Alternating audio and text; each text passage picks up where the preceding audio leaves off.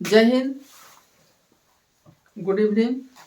आप सभी का फिर से हमारा YouTube channel ZFR English classes में स्वागत है। जैसा कि मैंने आपको अभी तक जितना भी वीडियो मैंने बनाया उसमें is am are was word से जितना भी स्ट्रक्चर हो सकता था वो मैंने आपको बता दिया है। एक आध स्ट्रक्चर छूटा है, उसको मैं जब वॉइस पढ़ाऊंगा उस समय उसको क्लियर करूंगा। इज एम आर का मेरा जो फर्स्ट वीडियो है, फर्स्ट से लेकर के 6 तक, अगर पूरा का पूरा वीडियो आप देखते हैं तो पूरा आपका concept is am are was word से क्लियर हो जाएगा।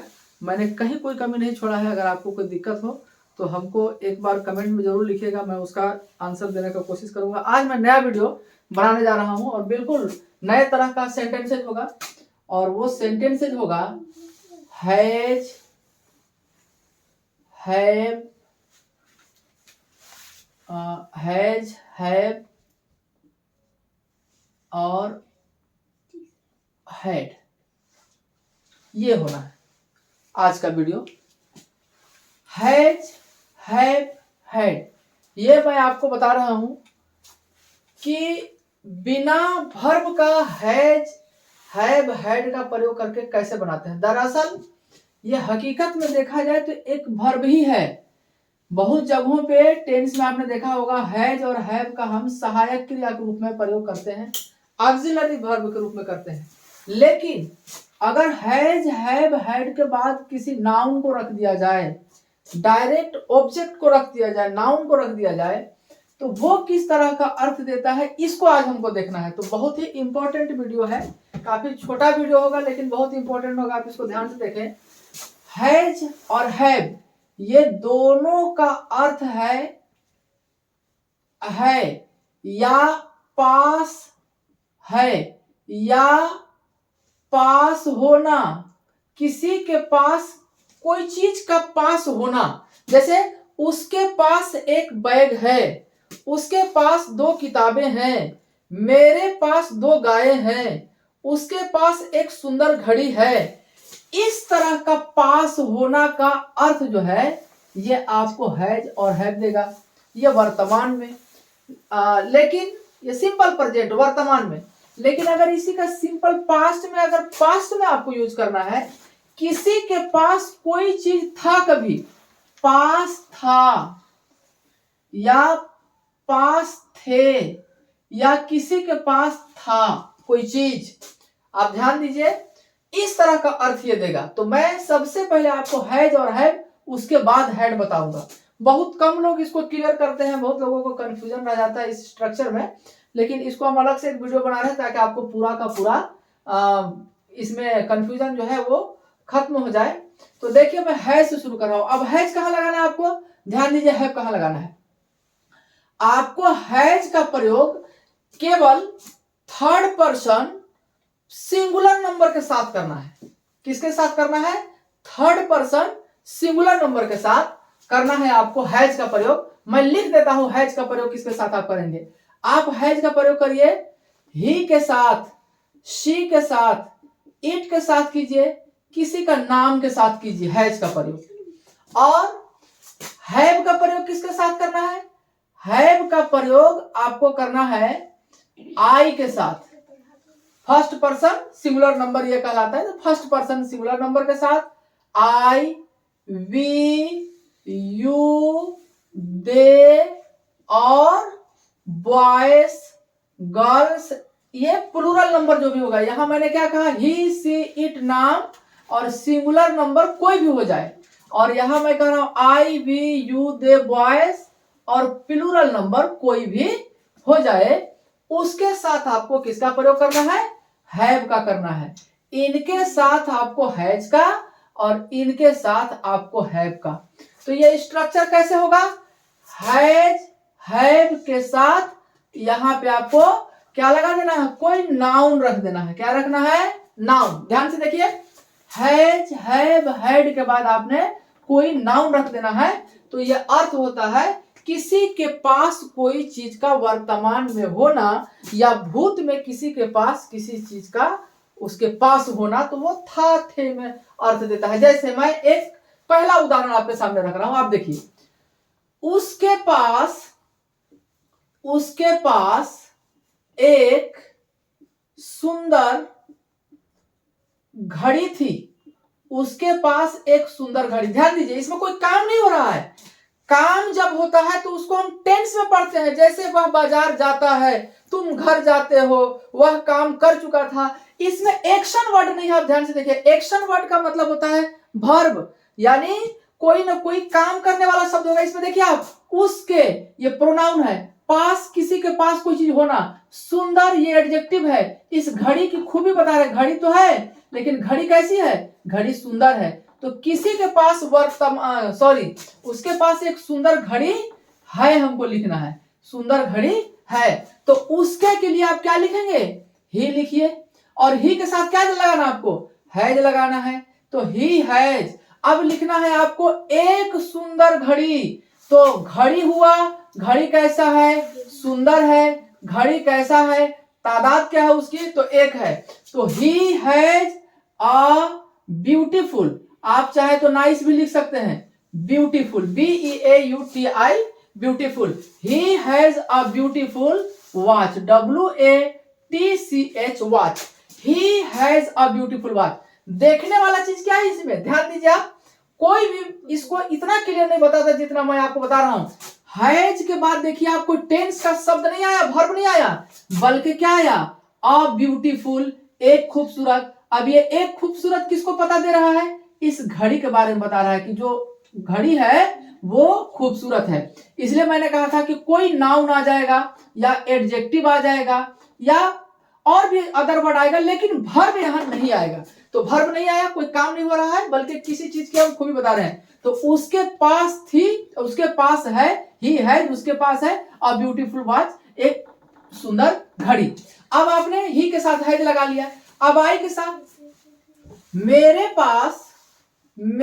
पास दो गायें हैं, लिखना है आपको। मेरे पास दो गायें हैं। स्पोकन इंग्लिश का स्ट्रक्चर है, इसको बोल चाल में आप रोज बोल सकते हैं। उसके पास, मेरे पास दो गायें हैं। तो कैसे लिखेगा आप? मेरे के लीजिए आई लिखिए, आई हैव।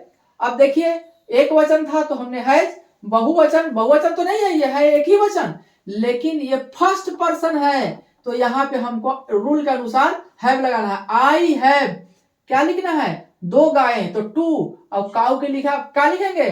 काउ से लिखेंगे, इसका प्लूरल नंबर। अगर गाय होता है यह सब तो काउ लिखते, लेकिन गाय है इसलिए हमने एस लगा दिया, cows. I have two cows. तो बहुत ही रोचक, बड़ा दिलचस्प, बड़ी इंटरेस्टिंग ये स्ट्रक्चर है अंग्रेजी बोलने के लिए।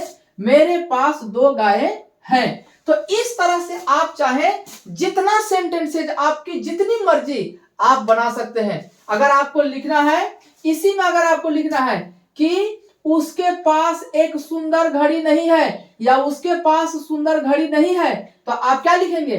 नकारात्मक आपको अगर बनाना है तो ही हैज, हैज के बाद आपको क्या लगा देना है? हैज के बाद आपको यहाँ पे नॉट एडजस्ट कर देना है।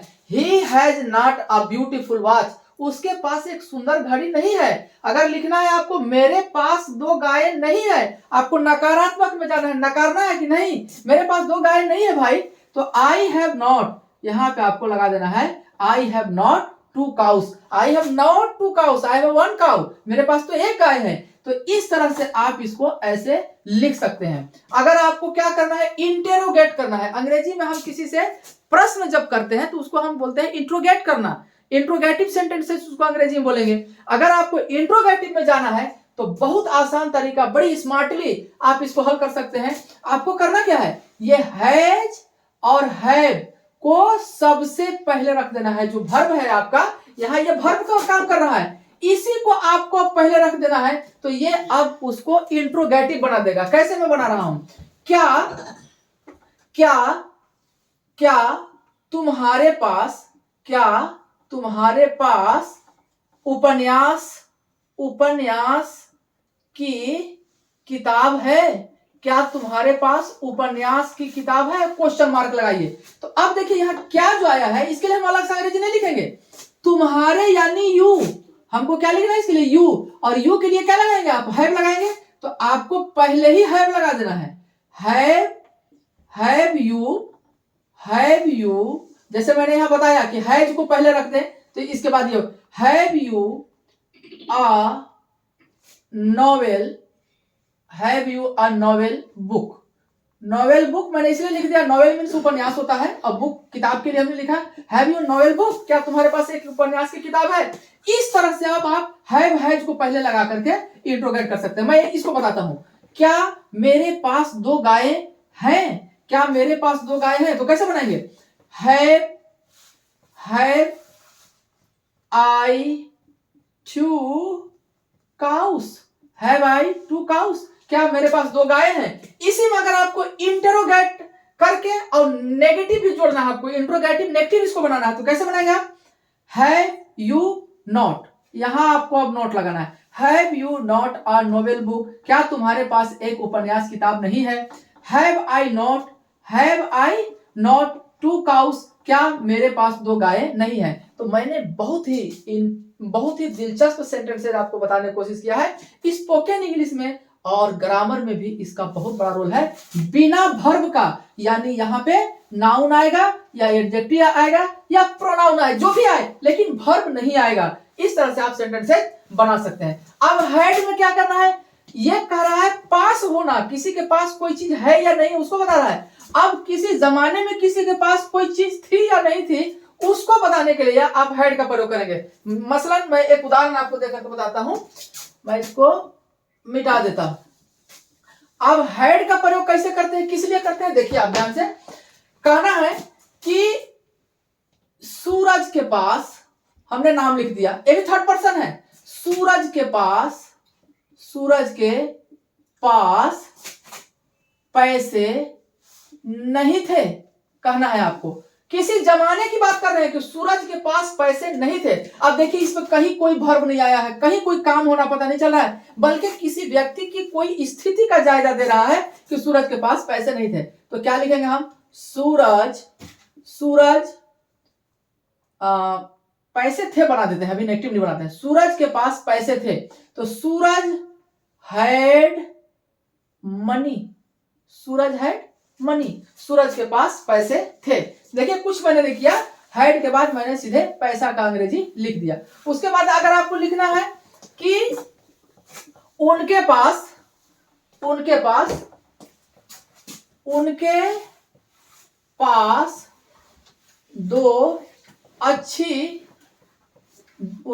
दो अच्छी गाड़ियां हैं, उनके पास 2 अच्छी गाड़ियां हैं। अगर आपको लिखना है उनके पास 2 अच्छी गाड़ियां हैं, तो कैसे लिखेंगे आप इनको, इसको अंग्रेजी कैसे करेंगे, कुछ नहीं करना, उनके का अंग्रेजी आप क्या लिखते हैं, दे लिखिए, दे।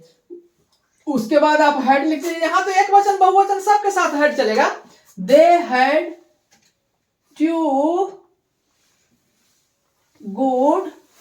अब गाड़ियां के लिए अंग्रेजी आप क्या, वैन का प्रयोग करिए, van, they had 2 good van, उनके पास 2 अच्छी गाड़ियां थी। वैन्स कर दीजिए, वैन का बहुवचन वैन्स, उनके पास 2 अच्छी गाड़ियां थी। तो इस तरह से आप क्या करेंगे, आप हैड का प्रयोग करके किसी जमाने का बात को अगर था थी थे में बताना है तो इस तरह से आप बता सकते हैं। अब इसी में अगर आपको नकारात्मक बनाना है कि सूरज के पास पैसे नहीं थे, उनके पास 2 अच्छी गाड़ियां नहीं थी, अगर आपको बनाना है इसको नहीं नकारात्मक बनाना है तो कैसे बनाएंगे, तो यहां बना देंगे सूरज हैड नॉट मनी, सूरज के पास पैसे नहीं थे। दे हैड 2 गुड वैन्स, उनके पास 2 अच्छी गाड़ियां थी। हमको बनाना है कि उनके पास 2 अच्छी गाड़ियां नहीं थी, तो they had not 2 good vans, उनके पास 2 अच्छी गाड़ियां नहीं थी। तो यह बन गया आपका भूतकाल में, जिसको आप कहते हैं पास्ट टेंस। तो ये पास्ट सिंपल है, और शुरू में जो मैंने बताया वो प्रेजेंट सिंपल था। अब हम इसको क्या कर सकते हैं, इंट्रोगेट कर सकते हैं, यानी प्रश्न कर सकते हैं। वो प्रश्न कैसे किया जा सकता है, क्या रानी के पास सोने की चैन थी, इंट्रोगेट। तो क्या लिखेंगे, रानी के लिए हम क्या लिखे, पहले यहां लिखे हैड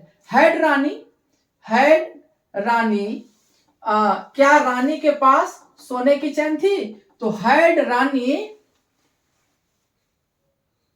सोने का हो जाएगा, सोना हुआ गोल्ड और सोने का बन गया तो वो गोल्डन उसका अर्थ हो जाएगा। Had Rani golden chain, had Rani golden chain. क्या रानी के पास सोने की चैन थी? तो इस तरह से इंट्रोगेटिव आप बना लीजिए। क्या तुम्हारे पास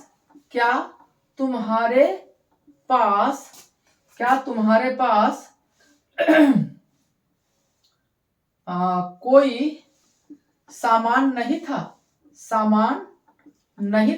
पास्ट में। क्या तुम्हारे पास कोई सामान नहीं था? तो इंट्रोगेटिव यहाँ था या इंट्रोगेटिव नेगेटिव बनाना है, तो क्या करेंगे? Had you not any goods, या कोई के लिए एनी आ गया। Had you not any goods, क्या तुम्हारे पास कोई सामान नहीं था? तो इस तरह से आप यहाँ पे अब देखिए, यहाँ ये गुड्स जो है ये सामान के लिए आता है। अंग्रेजी में गुड्स मीन्स सामान, माल, सामान हम लोग बोलते हैं ना, माल जाल सामान, तो उसके लिए हम गुड्स का प्रयोग करते हैं। गुड नहीं लिखेंगे, गुड लिखेंगे तो फिर अच्छा हो जाएगा, इसलिए यहाँ पे हम एस लगाए हुए हैं, गुड्स। तो इस तरह से आप क्या कर सकते हैं, एक अपनी अंग्रेजी के जो आपके पास स्ट्रक्चर है उसमें बढ़ोतरी कर सकते हैं और बहुत अच्छे से अंग्रेजी आप बोल सकते हैं। ये बेहतरीन स्ट्रक्चर है अंग्रेजी सीखने के लिए, आप प्रैक्टिस करें। इससे 40, 50, 60 जितना भी आप स्ट्रक्चर बना सकते हैं बनाएं। और अगर आपको कोई दिक्कत है तो कमेंट करके हमसे सवाल पूछ सकते हैं। तो बस इतना ही। हमारा चैनल और हमारा ये वीडियो अगर आपको अच्छा लग रहा है, आपको लग रहा है कि आप कुछ सीख पा रहे हैं, तो हमारा चैनल को सब्सक्राइब करें, अपने दोस्तों को बताएं, लिंक शेयर करें उसका, और वीडियो को लाइक करना ना भूलें।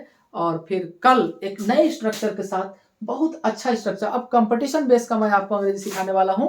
और स्पोकन अंग्रेजी मैंने कहा है आपको 1 महीना जाते जाते तक आपको बढ़िया अंग्रेजी बोलना मैं सिखा दूंगा। तो आप वीडियो को देखना ना भूलें। मैं कोशिश करूंगा कि आपके पास 10 बजे, 11 बजे या पहले सुबह में बिफोर मॉर्निंग मैं आप तक वीडियो पहुंचा दूं। बस इतना ही। जय हिंद, जय भारत।